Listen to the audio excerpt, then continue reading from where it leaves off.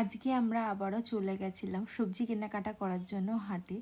তো এই হাটের ভিডিও কিন্তু আগের সপ্তাহতেও তোমাদের সাথে শেয়ার করেছি। তোমরা অনেকেই বেশ দেখতে পছন্দ করেছো ভিডিওটা। জানো তো, বিয়ের আগে কখনোই আমি এরকম হাটে গিয়ে সবজি কেনাকাটা করা বলো কিছুই করতে পারতাম না।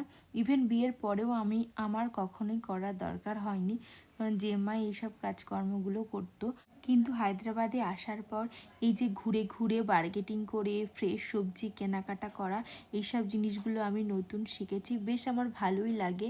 এই সপ্তাহে খুব বেশি সবজি কেনাকাটা নেই, কারণ কদিন পরেই জেম্মারা ফিরে যাচ্ছে। তারপরে তো আমি আর বাবু দুজনই যা দুপুরবেলা খাবো।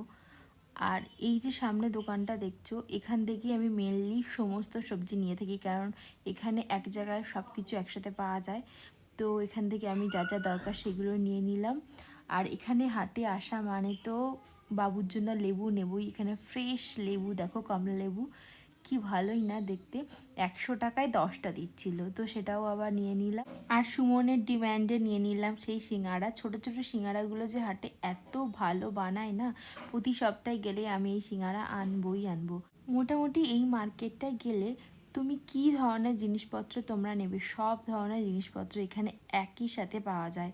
হয়তো সব জিনিস আমরা কিনি না, কিন্তু ঘুরে ঘুরে দেখতে বেশ ভালোই লাগে। আর এই পুরো হাটটা কিন্তু বাবু আমাদের সাথে হেঁটে হেঁটেই ঘোরে। একটুও কোলে ওঠার জন্য বায়না করে না যে আমাকে কোলে নাও বা কিছু। আজকে প্রথম থেকে শেষ অবধি পুরো জায়গাটা তোমাদের সাথে ঘুরে ঘুরে দেখালাম যে কি কি দোকান আছে।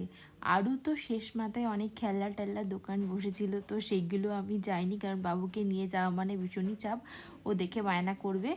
তো দেখো, এখানে একটা বেশ ঠাকুরের দোকান বসেছে।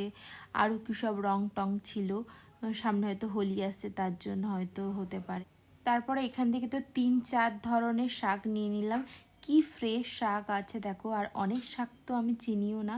জেম্মা আমাকে বলে বলে দিচ্ছিল কোনটা কি শাক, নাম কি। তো আমি আবার দেখে চিনে নিলাম। তো পরে যাব যখন জেম্মারা থাকবে না, তখন কিনে আনতে পারবো আর কি।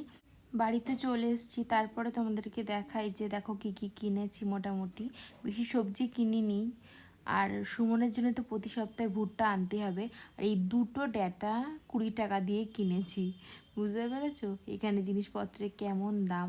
আর আসার সময় একটা ঘর মোছার লাঠিও নিয়ে নিয়েছিলাম। তো আজকের ভিডিওটা এখানে এন্ড করে দিচ্ছি। বাই।